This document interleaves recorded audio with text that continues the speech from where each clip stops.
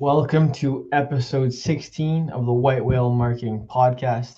I'm Chris Nascimento, and as always, we're in collaboration with The Sport Marketeer, a newsletter about current topics in sports marketing that gets sent directly to your inbox. So you can subscribe there. The link's in the bio to subscribe to our newsletter.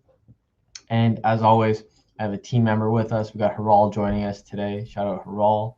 And we're just gonna have the three topics as always, and it's gonna come out tomorrow in the newsletter where you can kind of have it for yourself to read, maybe share with others at work, or even sound a little smart, as I'd like to say. But so the three topics we're gonna chat about today, off the top of my head because I didn't write them down today, is gonna be the Premier League English Premier League, and NFTs, LeBron James and Liverpool, and last but not least, as the title states, how to build an athlete's brand. So those are three we're going to chat about. But the first one we're going to get into is going to be AJ's topic. So he's writing it for tomorrow's article in the Sport Marketeer, and it's in regards to the Premier League, English Premier League, and NFTs. So at the moment, for those that don't know, the EPL is looking at doing a partnership with a crypto platform, and there's already some clubs in the league that have front of the jersey sponsors with some type of crypto company. But the real issue is people are starting to rise is, hey, fans are kind of concerned that it will draw people to start investing in crypto that aren't already knowledgeable in it. And considering it's unregulated, the questions they're raising is, hey, is this safe to kind of be promoting? And then something that I'd like to piggyback off of that as well before we kind of get to the question that we'd like to answer at the end is within the UK as well, in regards to the Premier League, there's going to be something now in regards to sports betting sponsors. So I think the English government, if I'm not mistaken, has asked them to remove sponsors from the front of jersey because it's causing fans to lose money, and it's can be dangerous. I shouldn't have done this. It can be dangerous for sure. And so the question AJ has in regards to this topic is, how is this similar to gambling? And, what impact do you think you're going to be facing going forward is, can they allow crypto to be a front of jersey sponsor, but then not allow gambling or sports betting? So what are your thoughts on that? I mean, it's an interesting point, especially because I feel like the way that we, or at least North America, are starting to open up and embrace sports gambling as a conventional part of the experience and the entertainment part of it, it's different from the experience is overseas and how they're treating it. Because I know AJ was telling us about how apparently there is some talks about not allowing any sports gambling companies to sponsor any kits for the Premier League or even sponsor any of the teams. So they're effectively trying to shut gambling companies out. And if you're someone that invests in crypto or hypothetically thinks of crypto as gambling, which at the end of the day, any form of investing is, then obviously you can see it as an unfair advantage if you're allowing crypto companies to be sharing that space when sports gambling companies aren't allowed to. Yeah. I think the concerns are definitely valid. If you don't know what you're getting into, crypto investing, or at the end of the day, when it comes to money at all, if you don't know what you're putting your money into, it's always a risk, especially the risk is greater if you don't know what you're getting yourself into. And I can definitely see, the idea of NFTs and, the introduction of crypto the introduction of NFTs as a gateway into cryptocurrency and blockchain could probably lead fans or lead people into discovering or uncovering the path and trying to invest before they even know what the hype is. Yeah. But the one thing I question is, isn't the league doing the exact same thing? We're getting into the hype of crypto and getting into the hype of NFTs without maybe not necessarily knowing what the investment is like. The league's just trying to buy in on the hype. I don't know if it's unfair or if it's unethical for fans to also want to buy into the hype if the league that they follow is doing the exact same thing. Because that's what sponsorships and partnerships are all about, right? You buy in on the hype as a league, and you expect fans to also empty their pockets towards these things that you're driving or you're aligning your product with. For sure, there's a bunch of points that you made there that I want to touch on. And when I was reading one of these articles that AJ said to us in regards to how to kind of frame it, the wording of it is, hey, by having these presenting sponsors on the front of the jersey, it's going to drive fans to those product services, whatever it is. And it's obviously that's the whole objective. of getting visibility or exposure, right? Like you want people when they see who's the club, Manchester United. We always use that, right? You want people to see that front of jersey sponsor and go exactly right over your shoulder here with Chevrolet. You want people to be like, hey, you know what? Let me check what Chevy's doing, right? And that's kind of obvious. And then another point that I wanted to make in regards to that is I find it's a slippery slope, right? Obviously, I'm completely aware it's unregulated and it's pretty volatile, right? So there's that concern. But where's necessarily the line, right? I understand sports gambling, crypto, etc. And investing in stocks is regulated, but same thing can kind of be said, right? Where if you're kind of promoting people to get into investments and they don't know what they're doing, maybe the same type of issue can occur. Or even, I don't know, this is probably, stretching it out a little bit as I like to do so sometimes. But my thing is in regards to cars, right? A lot of people in North America, they're in debt, right? And you constantly see, let's go back to the Chevy example. Sorry, Chevy, for using you as an example. I know you're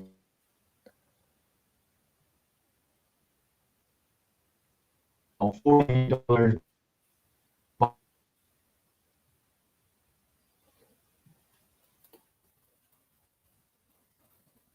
Hear me? Raul, can you hear me? Yeah, I can hear you. You're kind of cutting out there. I'm not sure if it's me or if it's you, but I think it's all good now. Oh, I think it's me. I've had some calls with Bell already. But anyways, shut up, Bell. Another shout out. Yeah. Anyways, what was I saying? Oh, just in regards to car payments, right? How they are kind of trying to entice people to almost kind of spend above their bracket, right? And that can cause people to get into financial turmoil as well, right? If they're just purchasing cars because it looks cool or hey, it looks like it's a great price, but in reality, there's like interest or I don't know, just the payments are ridiculous. You're actually going to pay, maybe 2 times as much as the car is worth. So I think that's where the slippery slope is, and when can you actually cut it off? But the last thing I'll kind of say with that, where I do find this kind of getting a little excessive in regards to crypto, is I'm kind of fine with, let's say, whatever platform, Socios, Crypto.com, whatever it's called, on the front of the jerseys. But then when they start putting actual coins, like promoting the coin, I think that's too much because that's just pumping and dumping, right? What would you say if I don't know, what's a financial one? Investor line with TD is like, hey, buy I don't know, Nike stock, Yeah. right? Like NKE, whatever it is on the stock exchange. Wouldn't you then be like, hey, like, isn't that a little much, right? So I don't know. No, I think you're completely right there, especially because like at the end of the day, like if Nike wants their stock to go up or they want people to invest in it, Nike can obviously, sponsor kits. They can put their logo on things. But the whole point of cryptocurrency and for these like, currencies is that no one has a central ownership of it. Yeah. And so as a result, if no one has like specific ownership of it and then you're trying to promote a certain coin, at the end of the day, the only reason why a coin promotion would make sense is literally just pumping and dumping. You're increasing the value, you're decreasing the value, you're trying to control it and stuff, and traders are trying to find an objective or an advantage.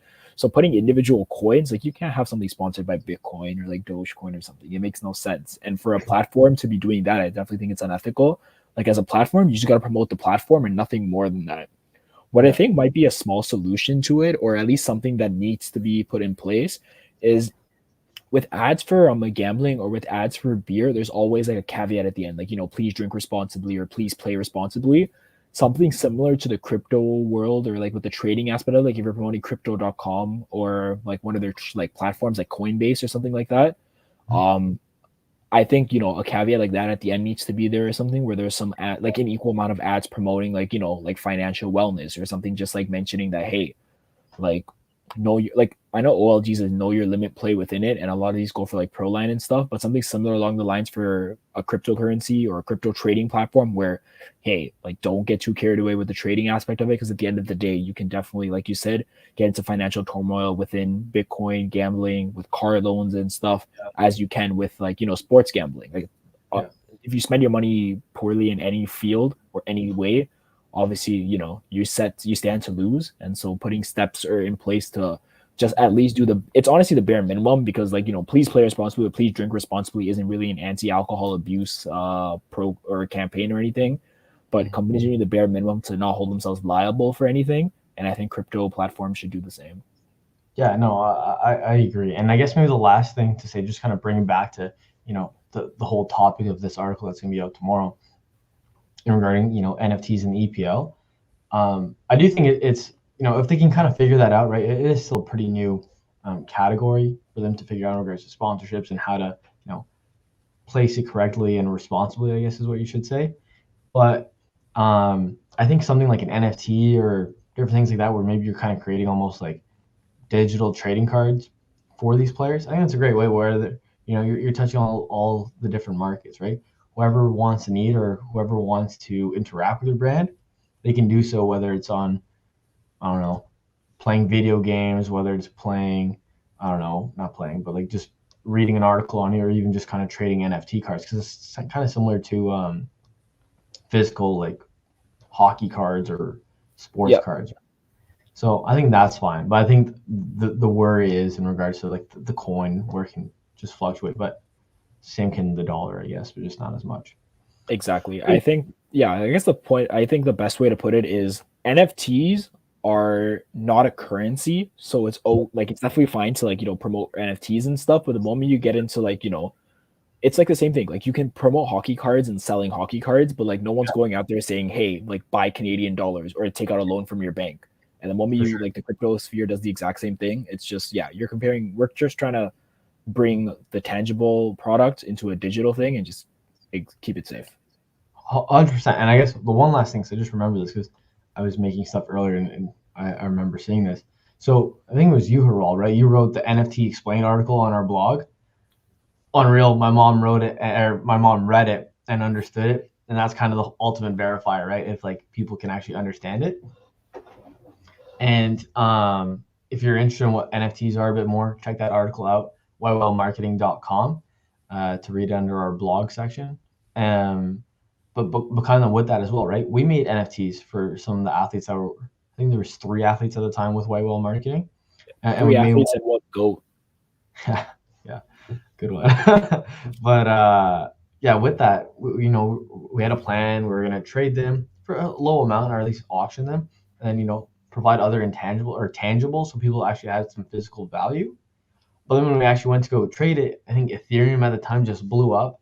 So the gas price or whatever it was to actually, get it onto the blockchain was so crazy, where we kind of stepped back and we're like, hey, this is the issue with the NFT. It's cool to have it present. So if you want, you can still go find it on OpenSea. You can actually see the cards we made for the different athletes, or the NFTs we made for the different athletes. But I'd feel bad if someone purchased, let's say their favorite athlete's NFT that we made for them, and then, Ethereum blew up, they thought they were rich or whatever, they spent a bunch of money on it, and then it just crashed, right? And then with that, and we've talked about sentiments throughout this whole podcast, and we'll talk about it later too in regards to, athletes' brands. Do you really want to impact an athlete's brand where, hey, someone purchases Ronaldo's NFT, they're like, oh, I love Ronaldo, it's so cool that I have this, but then maybe they lose like a shit ton of money from it, and they're like, you know what, like screw Ronaldo, like I lost like a couple of G's from this, like that's awful. So that's kind of the dilemma we kind of face when we're actually about to sell it. We're like, oh, you know what, I think it's cool we did it, it was out there, it was a cool experience, and we maybe did it 95%, for the last 5% we're like, you know what, it's not worth, maybe hurting an athlete's brand in regards to that until maybe it's a little more figured out. But yeah, no, interesting things all around, always good to talk about. Our next topic, it's your topic, so it's going to be in regards to Liverpool and LeBron. Take it away. Yeah, so LeBron still plays for the LA Lakers, and he's still playing basketball as far as we checked. But many of you may know that LeBron he's not just a businessman, he's a businessman. Shout out Kanye. Yeah, I think that was Jay-Z still. Really? I'm pretty sure it's Jay-Z. Kanye. You continue talking, I'll Google it. We'll see who's right. But yeah, as many of you know, LeBron has a lot of investments, and he does business well off the court as well. He's a shareholder in Fenway Sports Group, which owns the Boston Red Sox, owns Liverpool FC, and soon enough is going to be owning the Pittsburgh Penguins as well. So LeBron's going to be the part owner of the Penguins through this Fenway Sports Group, I guess, partnership or ownership group. But with Liverpool, what's interesting is obviously LeBron's been a huge soccer fan. invested into Liverpool, and clearly puts his money where his mouth is. What LeBron is currently partnering with Liverpool with is actually creating a crossover product line. So LeBron James Liverpool merch, which is to an extent one of the first times we've ever seen something like this, where an athlete who plays a totally different sport is immersing his brand into a different sport. And some of the quotes that they've been using actually is this was from Liverpool's chairman, I believe. And he said that, he doesn't know the specifics, but they're going to rival the connection that Michael Jordan has with Nike. Because we've seen the Jordan logo on PSG kits. And that is an example of an athlete crossover where you see Michael Jordan and his likeness being associated with a totally different sport. And the Jordan brand obviously goes across all sports. We see it in golf, we see it on basketball, soccer. Any team, any brand that wants to collaborate with a cool hype brand really wants to be with Jordan and Nike. They want to do a similar thing with LeBron now, where LeBron and Liverpool merch is going to transcend sports, and now Liverpool fans and LeBron fans, or both, can now own their own piece of merchandise that unites the both sports. So before I ask my question here, did you search up the lyric, Chris? I did.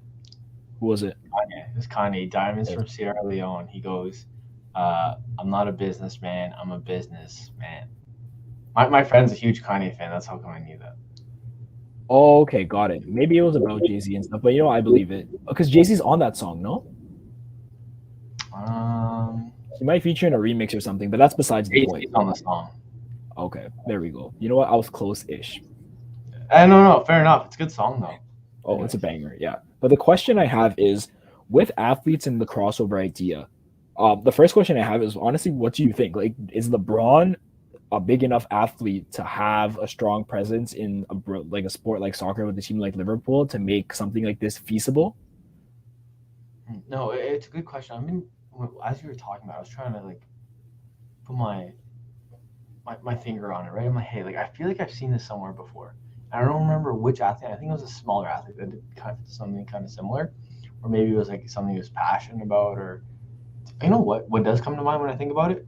Spinning Chicklets and golf, because their Sandbagger came out yesterday. It's content series where two former hockey players, they play current hockey players or past hockey players in a golf tournament, and it does really well, right?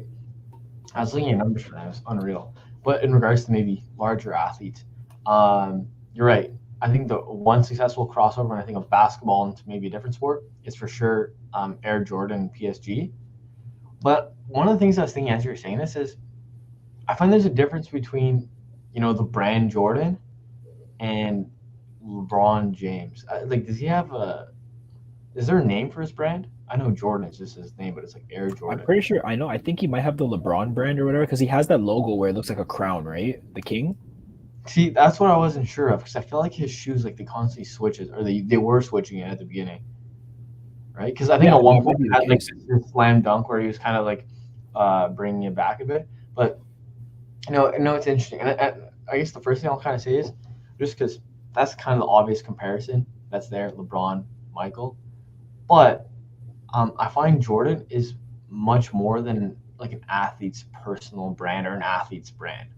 Where I think LeBron's brand is obviously massive, makes a ton of money for Nike, but I still don't think it's at the point where, people know LeBron's collection, apparel, whatever he does with Nike as something, unless you're his fan, right? Where people know Jordan shoes, Jordan apparel, even if they're not a Michael Jordan fan, or even if they know he is. I'm sure most do, but yeah, regardless, it's an iconic logo, right? You look at that logo, whether you know Michael Jordan or not, it just looks cool, and you don't even have an association with basketball to look at that on a PSG kit and be like, wow, that's pretty clear. Yeah, 100%. So then I guess in regards to what you're saying in regards to Liverpool, it's interesting where I can see how it'd be successful, right? Where I think for this podcast, or even for the newsletter tomorrow, I was kind of finding some images that we could use where LeBron and Liverpool are kind of connected. And when he was wearing training gear for soccer, it looked cool, right? He just kind of pulls it off, looks sleek. And I was thinking as you were saying this, if he was able to maybe provide his touch to it, or it's actually soccer gear, but maybe with his own little designs or tweaks to it, with maybe a little North American flavor to them, that'd be cool. But then my thing was, the classic crossover most sports or leagues tend to do is they just slap a logo on or a colorway or bring their basketball shoes over with Liverpool colors. I think that would be horrible unless there's like a pretty subtle difference. I don't know. I think it's interesting. I kind of like it because it's different, but it's all dependent on how they do it. Like I think if they do it like similar to PSG, where it's basically, hey, what would Paris Saint Germain fans wear? That would be cool. Whereas I hope they kind of actually do that research, right? Where they're kind of looking to the culture of that fandom, right? Rather than just kind of saying, hey, I'm LeBron's brand and I'm bringing it to the UK. Yeah, it's definitely a great way to grow the game as well. I know we always talk about, especially with like the EPL and the Premier League out of being all the leagues. Had the idea of like becoming a global sport and becoming a global brand. We've had articles about like Liga trying to make steps to do that, and then talking about the growth of soccer in Canada. At the end of the day, we gotta find unique ways for brands to be able to engage a global audience. And by taking, one of the biggest names in North America and putting it together with Liverpool, like that's Liverpool trying to tap into the North American audience, which I think we can all applaud. But like you said, Chris, like it has to really, that we've talked about this on multiple podcasts, the culture of the EPL and the way they treat their teams and the passion that the local fans have for it cannot be forgotten and lost in order for this brand partnership to be successful.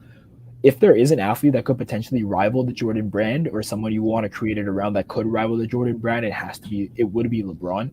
I don't know if what they have planned is going to ever rival the Jordan brand because, like you said, it needs to be its own standalone brand and logo that needs to be like, it needs to stand by itself without LeBron and without Liverpool in order for it to work with LeBron and with Liverpool. Yeah, see, I don't think LeBron, and I was even trying to think, I'm like, who's another athlete that could do it? Ronaldo, but still not really because they're basically like I view them as Nike athletes. Whereas Jordan, they kind of grew it so big where you slap that Jumpman logo, you're like sometimes you don't even connect the two together, right? Where it is like how Nike has what they have Hurley, they have Air Jordan. I think they have one more. If I'm not mistaken, something like Billabong maybe. Anyways, but those are kind of distinct brands where you don't always connect them to Nike, right? Unless there's like the Nike Air slapped on Air Jordan. But LeBron and Ronaldo, you always kind of see the swoosh. And that's kind of my biggest thing where I think no one will ever kind of catch up to Air Jordan in that standard unless you kind of full on grow your own brand or even if you kind of just do something on your own. But no, I definitely agree. We've talked about it on a few podcasts now just in regards to, hey, how can they grow the game? And I think AJ is going to talk about that a bit tomorrow in regards to NFT. I think it's a great way, better than what the La Liga is doing in regards to the rebrand of El Clasico. Like, what's that going to do? But yeah, no. Well, that's the thing, right? I think what LeBron also, I don't think he's able to do it or he won't be able to do it just because he has like a lifetime partnership with Nike. Like Nike got into it when he was in high school. Like they knew he was going to be the next big thing, and they want LeBron to be a Nike athlete, not Nike to be a LeBron brand or vice versa. Whereas with Jordan, it was a bit different at the times, and he was able to create like his airness and his own like complete like he was created his own brand independent of Nike, and he was able to do that. LeBron's gonna find it difficult. And honestly, why does LeBron need to? If he's getting billions of dollars from Nike through this, then all the power to him. But I just sent you a link to Messi's logo because I was trying to think of other athletes that could potentially my follow-up question would be, and this is probably something we can maybe debate for like another like 2 or like discuss for 2 minutes because this could be a whole podcast episode in itself, is LeBron and Liverpool. It's coming soon to a theater near you. Like who's next or who could be next? And I was looking at the Messi logo. Like that's a logo that could do it, right? It's a nicer logo than LeBron's, but I don't think Messi's brand is big enough. Like Messi doesn't do enough things on his own. Yeah, so that's the problem, right? Messi and Ronaldo are the two of the biggest names in the world, but we've already associated Ronaldo with Nike. Messi is not a standalone brand yet. Like even look at the E here, right? Like you see like the Adidas influence in that, don't you? That blue is always like the Adidas original. And maybe I'm just pulling this, but even sometimes the stripe they have. It looks like an Argentina flag too a little bit. Like, and I think maybe that's what the 2 white is, but then even the 3 obviously still an E, but you still see that connection, right? And like I don't know, it's something for sure where, and this is going to flow well into the kind of the next topic in regards to Mac Jones and filing for MG10 trademark and athletes growing their personal brand. But no, it's interesting. I think it is a good way, right? You often see collabs where, what's the recent one? Oh, Tim Hortons. Oh, that's something we should talk. We'll do that next week. Let me write that down. Tim Biebs. Yeah, Tim. It's not necessarily super sports related, but it is interesting in regards to a brand. Um, like that's been a major success, right? It's sold out everywhere, and you can see how they're kind of interacting with each other's audiences. Bieber gets in front of all Canadians, or maybe kind of show people, hey, I am proper Canadian, Yeah. and then obviously Tim Hortons gets the masses of Bieber fans. But yeah, Well, I think if you had to do a hot take, then obviously LeBron's the easy answer and stuff. But if there's another athlete that could potentially who's another athlete that you think might be good for a crossover between another sport, similar to like the LeBron Liverpool merch? It's a oh, tough so I was trying to think about that. I think it would have to be something like small and different. Like, I uh, think, like, I don't know. My money would be on, if this is possible, just with the way things are trending right now, like Lewis Hamilton or something with F1. so Like I Lewis was thinking Hamilton would be a really good F1 too, one. and I was gonna bring up F1 for our next topic. So I have the windows ready. That's what I mean. I think it would have to be F1 tennis, where it has to. I think it almost has to be like a, because I think North Americans it's much easier, right? Where we kind of adopt cultures, right? Where even just kind of the history of North America, you're basically adopting the culture of England, France, Spain, etc. Right? Whereas Europe, they're pretty settled, established is a better word, right? Because they've been there for thousands of years. They have Roman civilization, Greek civilization, etc. Right? So we often kind of look to them, right? Whether it's fashion, whether it's even excuse me, some of our traditions in Canada come from there as well. Mm-hmm. So I think what the real collab that would maybe kind of be interesting would be to try to grow a European sport, but have them, I should say, collaborate with a sport in North America, right? Whether it's, I don't know, like someone who's just that I feel like they'd have to be passionate about a sport in North America, right? Whether it's like, I know Daniel Ricciardo is like a football fan for the Bills. If they did something there, even just, I think his merch would do well if they kind of did something with Bills Mafia. Yeah. But no, That's a it's good point. Yeah, an athlete who has a good merch line or something, like for example, like yeah, that's where the Tim Biebs thing comes in, right? Like Bieber's a big name and stuff. Tim Hortons merch with Justin Bieber just works. Like the NHL, obviously, it's a league that's definitely lacking or falling behind in terms of the big four, like North American sports. So that's my thing. Like if there's an NFL player who's like a huge NHL fan, like that'd be great for the league or something like that. So those are the ones that I was definitely trying to think of. But with the popularity of F1, like Lewis Hamilton's the first one that came to mind as someone who could potentially transcend sports. Yeah, but I also think he's so big where he probably, like, obviously I'm just making assumptions now, where like he's also kind of getting to the near the end of his career. I know Ricardo's a little older as well, but I don't know if they necessarily have it in them, right? Once you have a red Gulfstream jet, I think you're pretty set in regards to Yeah. big you want to grow your brand. But yeah, maybe let's transition maybe to the next topic, because this kind of flows into well, and we can kind of talk about this for days, right? Mhm. So the last topic that I want to discuss, and it's pretty relevant considering the company that White Whale Marketing is, and it's in regards to athletes building their brands, right? It's kind of the money question. It's what all athletes want to know. It's what brands want to know. It's what agents want to know. And yeah, so I'll just kind of go from there. So Mac Jones, I'm a huge Patriots fan, right? And I follow along with everything going on with him. And he's running up a storm, rookie of the week, I believe, and he just filed for the trademark of MJ10. So basically, his initials and his number. And fair enough. A lot of athletes do that, and that's kind of maybe one of the initial problems that I have with that trademark. A lot of athletes do it. So from there, I just wanted to kind of have the conversation of, hey, we're looking at these different logos, right? We're looking at the Messi logo. We were talking about LeBron's. Let's go from the base. If an athlete really wants a logo, and I do have an issue there already to begin with, but if an athlete really wants a logo, what would you suggest other than the typical MJ10? Because I think I can almost give you 10 other athletes that have their initials and number, right? CR7, TB12, JE11. Even Daniel Ricciardo is a little sad to see this, but it says Rick 3 on his website. Oh, But okay. yeah, but anyways, It's a, everyone does it. yeah, I mean that's the thing, right? It's one of those things where basically you got to question what is an athlete known for. Their number easily comes to mind because it's on the back of the jersey. People buy their jerseys and stuff, so they know him as like this is number 3 or this is this player.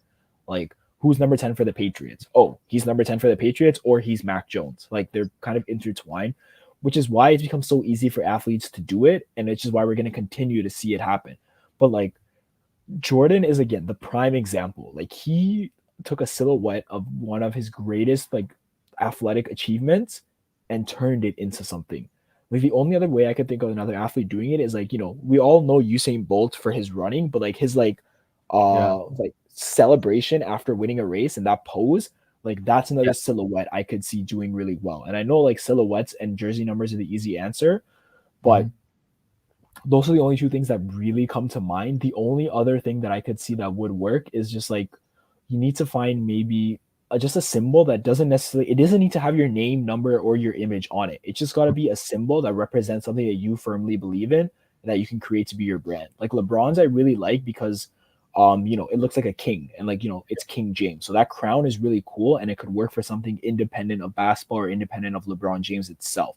Something that could stand alone and represent this athlete is what I think is the best idea. The work, obviously, it requires a lot of work because the athlete then needs to create that perception in people's minds when they see the shape or the symbol that they think of the athlete and not associate with something else. Like with LeBron's crown, you could think of something else. Obviously, you can think like, queens, kings, royalty and stuff, but they alternate a decent amount where it creates that idea that, okay, you got to know this as LeBron's logo. And so that's what I think needs to be done. Yeah. So I completely get that. I've had a lot of discussions about that. But as you're saying this, right, you're like, hey, what's something that's synonymous with an athlete, right? And this is something when I was in university, someone said this to me and I'm never going to forget it. For a personal brand, what is the best logo? It's this. The It's your face? face. It's you, right? That's what a personal brand is. People want to see you, right? And that's kind of the biggest thing, right? Where, yeah, once you kind of get to the point where you're like Air Jordan and you kind of even kind of separate it from just being Michael Jordan's brand, that's the big thing.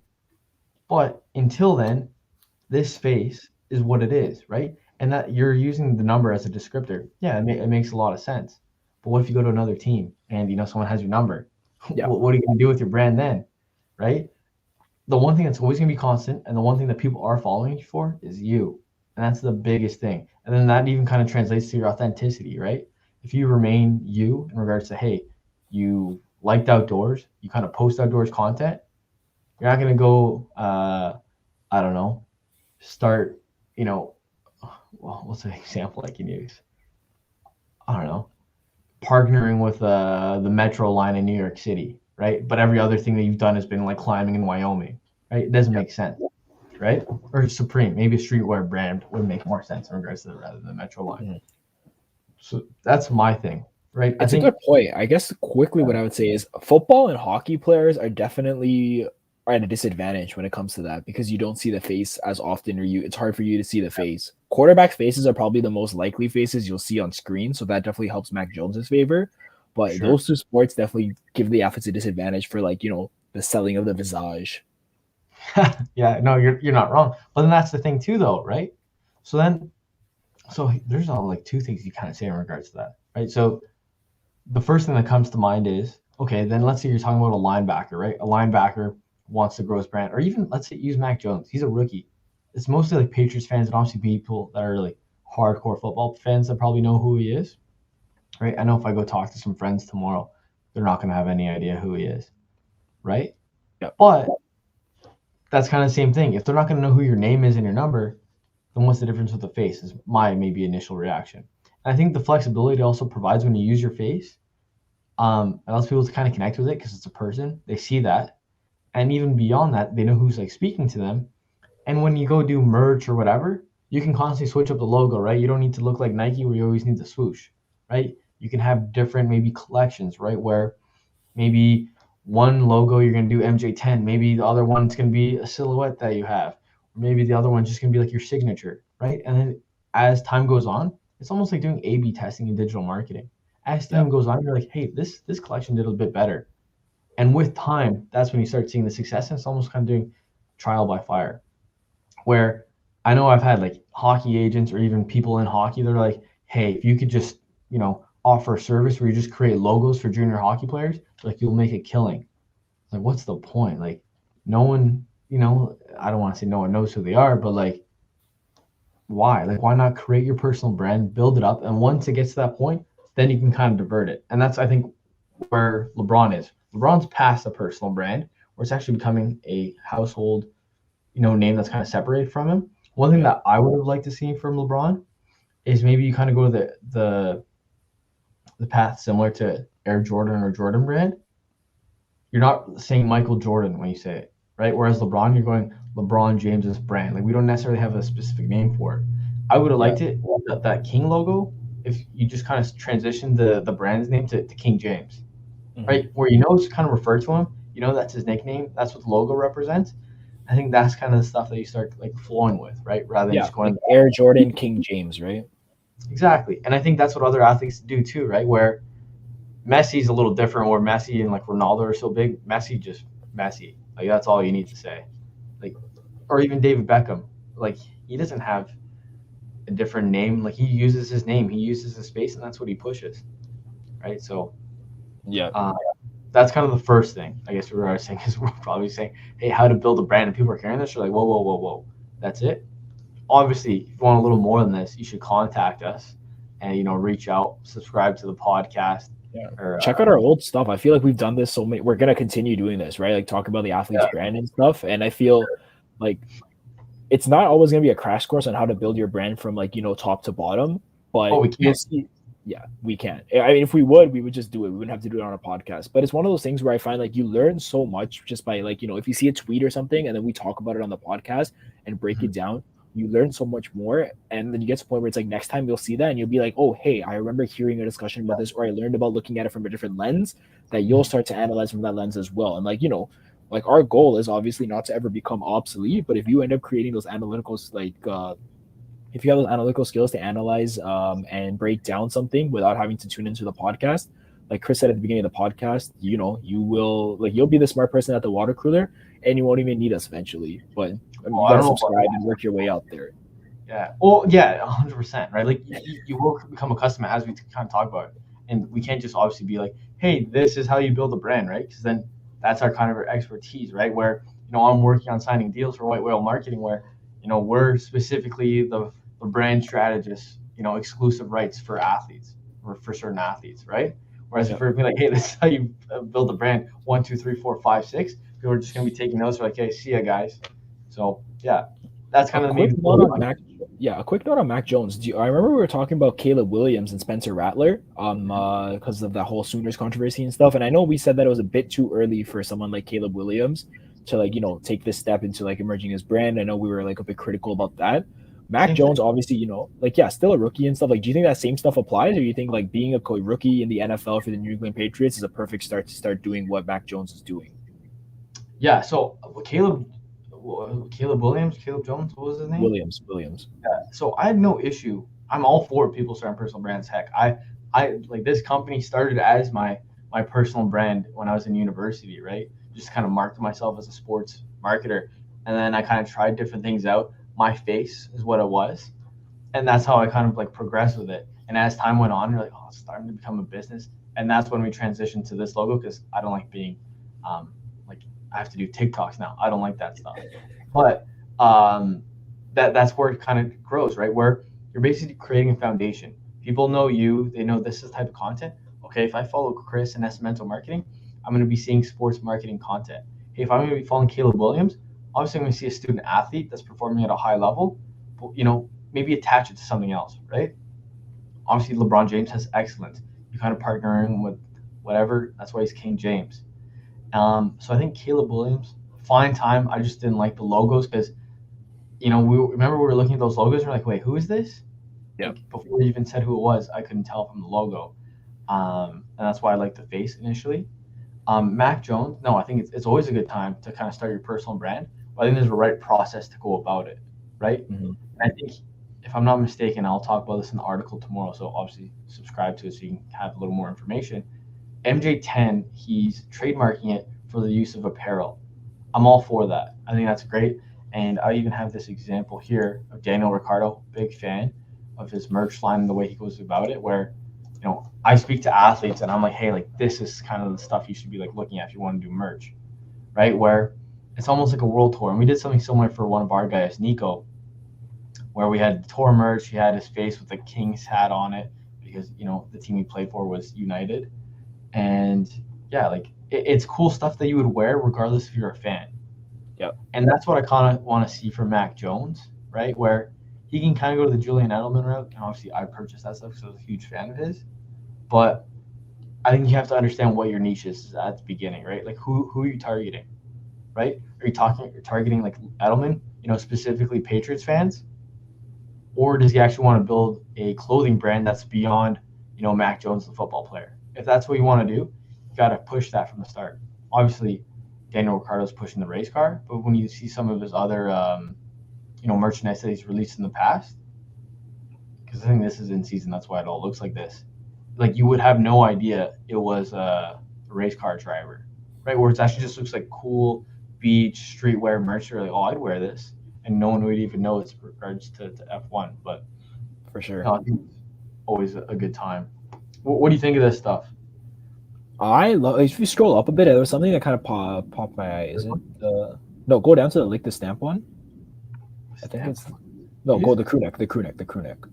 Just scroll up. That one there on the left.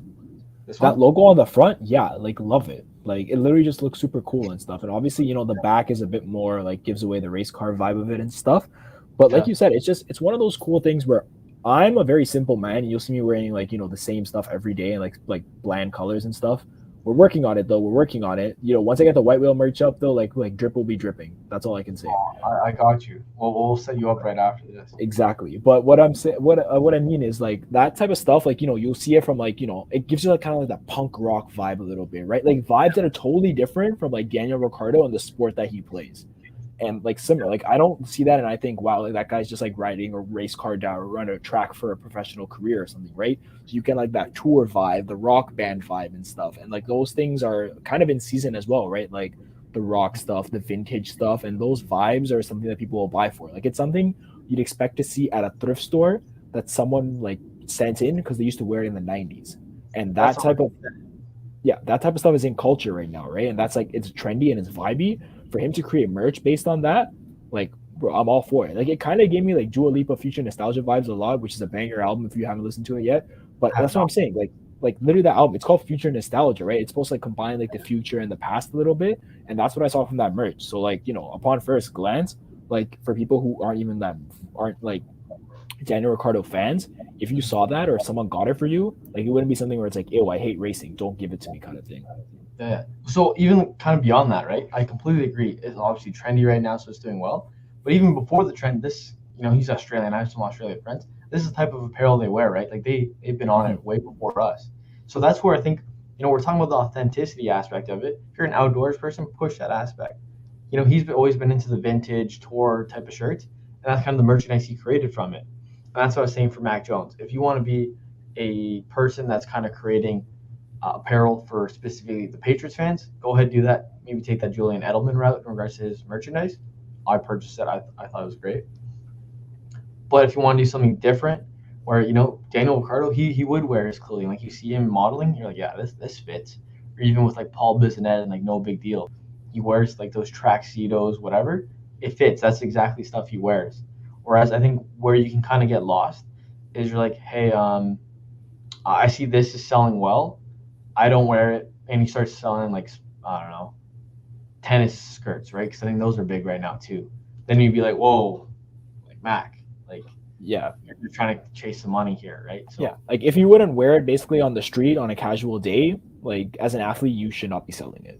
If you can't model it, right? And I think that's the biggest thing. If you can't push it yourself at the beginning, at least until it becomes a bigger brand, that's when you have the issue, right? Whereas just kind of going back to the last topic, LeBron, he's starting to get out of that realm where he could start pushing things that maybe it's even like the soccer merch that he's going to create for Liverpool. He doesn't necessarily need to be the person wearing it. But hey, nice long podcast here, a little all over the place, but that's the point of this podcast. This podcast is a conversation. We talk about these different topics and we clean it up for the newsletter so you can actually sound a little smarter rather than if you just listen to this. But yeah, I hope everyone enjoyed. As always, podcast comes out every Thursday, so you can check us out on Facebook, YouTube, or Twitch. As always, White Whale Marketing, and on social media too. And last but not least, check us out our newsletter, The Sport Marketeer, the latest topics in sports marketing, and actually two things that I'll say as well. So we will be starting a group for sports marketers. It'll be called the Sport Marketeers. It'll be on LinkedIn if you're interested. Comment on social media are the best ways. Maybe DM us on Instagram, and we'll keep your name so we can add you to the initial group. And secondly, we're going to also start doing short form content on Twitch, and not Twitch, what's it called? TikTok and Reels.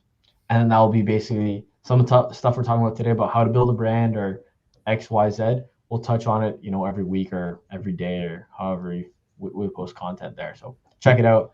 Thank you all for joining us. I'm Chris, and that's the podcast.